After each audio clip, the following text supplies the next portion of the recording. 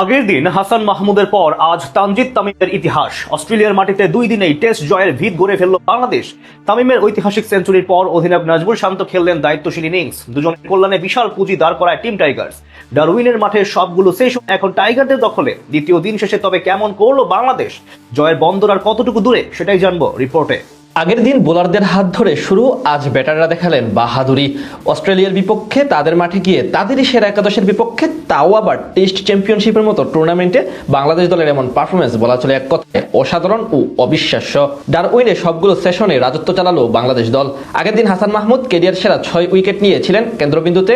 আজ তানজিদ তামিম কেরিয়ারের দ্বিতীয় টেস্টে খেললেন নিজের জীবনের সেরা আন্তর্জাতিক ইনিংস। সব মিলিয়ে অস্ট্রেলিয়ার মাটিতে দ্বিতীয় দিনটাও এখন অনেকাংশে বাংলাদেশের পক্ষে। আগের দিন শেষ বেলায় ব্যাট করতে নেমে 20 রান করে ওপেনার সাদমান ইসলাম বিদায় নিলেও ধৈর্যের সঙ্গে দিন পার করেন তানজিদ তামিম ও মুমিনুল হক।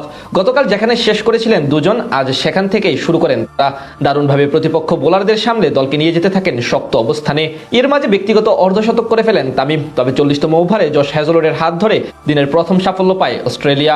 তার লেন্থ ডেলিভারি সামনে ঝুঁকে অফসাইডে কাট করতে গেলে উইকেটের পেছনে ক্যাচ দিয়ে বিদায় নেন 49 রান করা মুমিনুল। এরপর নতুন করে জুটি করেন নাজমুল হোসেন শান্ত ও তামিম।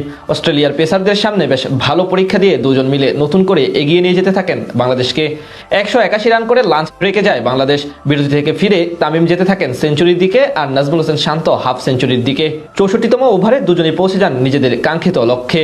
শান্ত করেন 74 বলে হাফ সেঞ্চুরি। অন্যদিকে তানজিদ কেরিয়ারের দ্বিতীয় আন্তর্জাতিক শতকের দেখা পান 188 বলে, যেটি কিনা তার দ্বিতীয় টেস্টে আবার প্রথম সেঞ্চুরি। যদিও এরপর বেশিক্ষণ টিকতে পারেননি তিনি। 1 ছক্কা ও 8 চারে 101 রান করে থামেন বামহাতি এই ব্যাটার। তামিম আউট হলে নতুন করে মুশফিকুর রহিমকে নিয়ে এগিয়ে যেতে থাকেন অধিনায়ক নাজমুল হোসেন শান্ত। ধীরে ধীরে তিনিও আগাচ্ছিলেন সেঞ্চুরির পথে। তবে সেই যাত্রায় সফল হতে পারেননি এই বামহাতি। 84 রান করে জশ হ্যাজলউডের শিকার বনে সাজঘরে ফিরে যান শান্ত। মুশফিকুর রহিম চেষ্টা করলেও ইনিংস বড় করতে পারেননি। স্লিপে ক্যাচ দিয়ে আউট হন 36 রান করে, আর লিটন আউট হন রানের খাতা খোলার আগেই। তবে দিনের শেষ বেলায় মেহেদী হাসান মিরাজ ও হাসান মাহমুদের প্রতিরোধে এক বড় লিডের পথে বাংলাদেশ। সব ঠিক থাকলে জয় পেয়ে যাবে বাংলাদেশ দলই। এর আগে ডারউইনে টস জিতে আগে ব্যাট করতে নেমে শুরু থেকেই বাংলাদেশের পেসারদের তোপে পড়ে চাপে স্বাগতিক অস্ট্রেলিয়া।